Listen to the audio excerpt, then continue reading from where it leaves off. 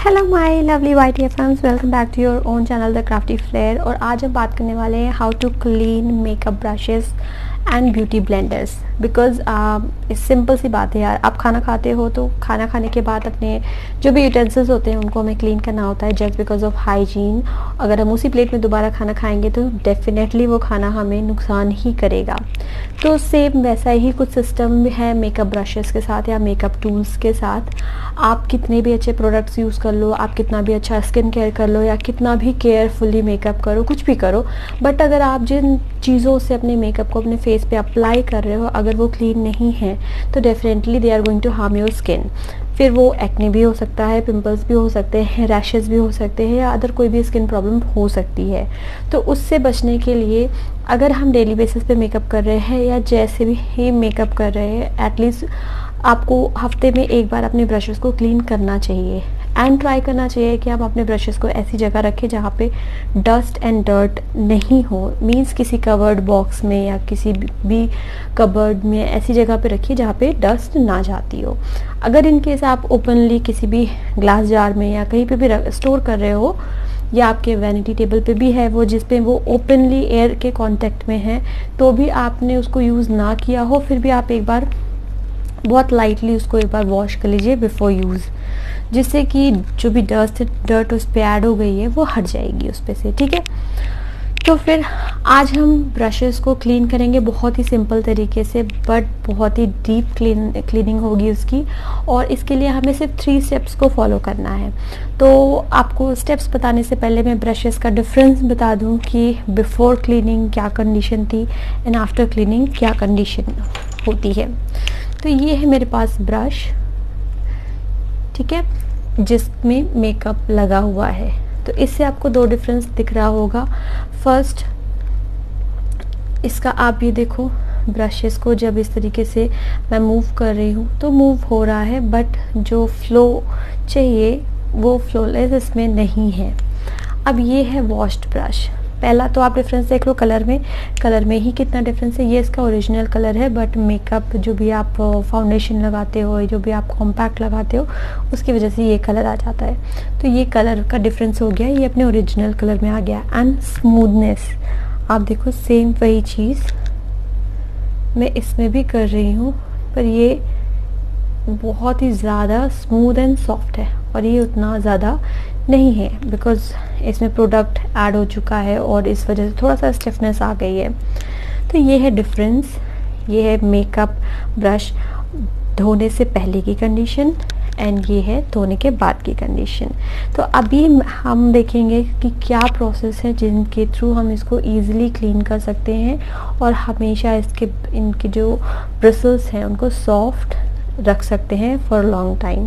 ठीक है, ब्रशेस को वॉश करने से एक बेनिफिट ये भी होता है कि आपकी स्किन तो प्रोटेक्टेड रहती ही है, बट आपके जो ब्रशेस हैं उनकी लाइफ और ज़्यादा लॉन्ग लास्टिंग हो जाती है बिकॉज़ वो क्लीन रहेंगे हमेशा, तो वो और ज़्यादा अच्छे से वर्क करेंगे और ख़राब नहीं होंगे। ठीक, तो अभी मैं आपको चलिए वीडियो में दिखाती हूँ कि हमें क्या क्या प्रोसेस फॉलो करना होता है और ब्रशेस को वॉश करते समय क्या क्या चीज़ें हमें एज अ प्रिकॉशन माइंड में रखनी होती हैं। Okay, so let's get start. हाँ जी, तो ये है मेरे ब्रशेस जिन्हें हम आज करने वाले हैं क्लीन। ये है मेरा टूल जो हेल्प करेगा क्लीनिंग में और जिसके लिए मैंने लिया है एक जार, और वॉश करने के लिए हम यूज़ करेंगे निविया का फेस वॉश। तो सबसे पहले जार में हमें थोड़ा सा पानी लेना है जिससे कि ब्रशेस के सिर्फ 20 to 30% ही पार्ट डूबेगा पानी में। तो इसमें पहले हम मिक्स कर लेते हैं फेस वॉश। निविया का फेस वॉश मैंने इसलिए लिया है क्योंकि वो बहुत ही जेंटल होता है और वो ब्रशेस को हार्म नहीं करेगा। तो इसको अच्छे से कर लेंगे मिक्स। आप चाहे तो स्पून से कर सकते हो, मैंने ब्रश से ही किया है। तो अब इसमें हम क्या करेंगे, सबसे पहला स्टेप ये है कि सारे ब्रशेस को फॉर 20 मिनट्स हमें इसमें पोर करना है, भिगा के रखना है। ठीक है, जब ये भीग जाएंगे अच्छे से, सोप इनमें चला जाएगा तो ये और अच्छे से डीप क्लीन होंगे। और ये हम अपने ब्यूटी ब्लेंडर को भी इसमें सेट कर देते हैं, ब्रश के नीचे रखिए जिससे कि, क्योंकि ब्यूटी ब्लेंडर बहुत लाइट होता है तो वो ऊपर आ जाता है। तो मैं इसको थोड़ा सा अंदर ही डिप कर रही हूँ जिससे कि ये बाहर नहीं आए और अच्छे से जो सोप है उसको सोक कर ले। तो 20 मिनट्स के बाद ये टूल, इसको हमें इस तरीके से फिंगर में फंसाना है। और आपको ध्यान देना है कि जो भी राउंड ब्रशेज़ हैं उनको आपको सर्कुलर मोशन में इस तरीके से घुमा घुमा कर पहले clockwise and then anti clockwise आपको इसमें रब करना है, क्योंकि जो राउंड ब्रशेज़ होते हैं ना वो रोटेट होने पर और अच्छे से क्लीन हो जाते हैं। तो अब थोड़ा सा हम इसको सेम प्रोसेस को पानी के नीचे भी करेंगे। टैप ऑन कर लिया है मैंने, और इसी तरीके से clockwise then anti clockwise then left to right, right to left, जिस भी मोशन में आपको करना है आप इस तरीके से ब्रशेस को इस पर रब कर सकते हो। और रब करने से क्या होता है, जितने भी ब्रिसल्स होते हैं ना उनके अंदर से बहुत अच्छे से सारे भी प्रोडक्ट्स जो हैं वो बाहर आ जाते हैं, बिकॉज़ इनमें सोप ने 20 मिनट्स तक अच्छे से उनको लूज़ कर दिया है। अब ये है फ्लैट ब्रश। फ्लैट ब्रश पे हमेशा ध्यान देना है कि कभी भी उनको रोटेशन में नहीं करना है, इस तरीके से करना है, left to right, right to left, ठीक है।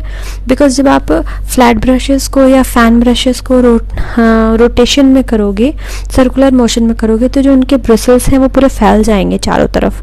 तो इसलिए हमेशा इस तरीके से किन्हीं दो डायरेक्शन में इस तरीके से अप एंड डाउन या फिर लेफ़्ट टू राइट आप कर सकते हो रब, ठीक है। कभी भी सर्कुलर मोशन में नहीं करना। तो इन सब बातों का ध्यान बहुत अच्छे से रखिएगा।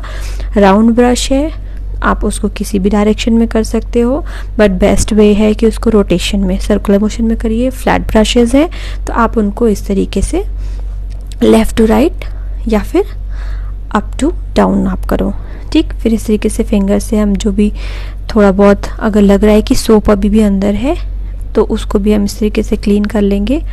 और ये हमने रख दिया। अब हम सेम प्रोसेस में सारे प्रोसेस को क्लीन करेंगे। बस ध्यान यही रखिएगा कि फ्लैट में हमें अलग मोशन फॉलो करना है एंड जो राउंड ब्रशेज़ हैं उनमें हमें अलग मोशन फॉलो करना है, ठीक है। तो इनमें मेरे ये जो ब्रशेज़ हैं ये मिक्स हैं एक्चुअली। जो आप फ्लैट ब्रशेज़ देख रहे हो एंड काबुकी ब्रशेस देख रहे हो, they are from Kylie brand. And ये वाला जो ब्रश आप देख रहे हो ना, ये मैंने ओरिफ्लेम से लिया था और ये भी बहुत अच्छा ब्रश है, नो डाउट। आई थिंक ये मेरे पास 5 to 6 ईयर्स से है, हालांकि उतना यूज़ नहीं हुआ है, बट स्टिल दे आर जैसे आए थे वैसे ही हैं। तो इनकी क्वालिटी भी बहुत अच्छी है। ये हैं काइली वाले ब्रशेस जो मोस्टली फ्लैट ही हैं जितने भी फेस के ब्रशेज़ हैं। अब ये छोटे वाले ब्रशेज़ हैं, ये मेरा लिप ब्रश है, ये भी ओरिफ्लेम का है। और इसके लिए ये जो डॉटेड एरिया है ना, इसको हम यूज़ करेंगे, बिकॉज़ जो स्ट्रिप वाले हैं वो तो बड़े ब्रशेज़ में इजीली क्लीन करते हैं, पर ये जो छोटे ब्रशेज़ हैं इनके लिए हमें ये डॉटेड पार्ट ज़्यादा सूटेबल रहता है। और अभी आपने देखा मैंने वहाँ पे वाइट कलर का जो लिक्विड रखा हुआ है, क्रीम रखा हुआ है, वो भी सेम वही निविया का फेस वॉश है। और उसको मैंने इसलिए अलग से रखा हुआ है बिकॉज़ वाटर में थोड़ा सा उसकी थिकनेस ऑब्वियसली कम हो जाती है।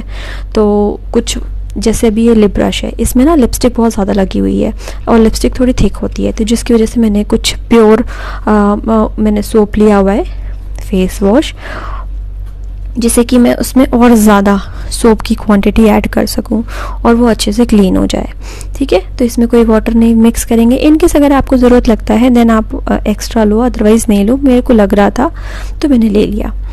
तो इस तरीके से छोटे वाले ये जो डॉटेड एरिया है ना, इनमें हम छोटे ब्रशेस को रब करेंगे। एंड फिर अब आती है बारी ब्यूटी ब्लेंडर की।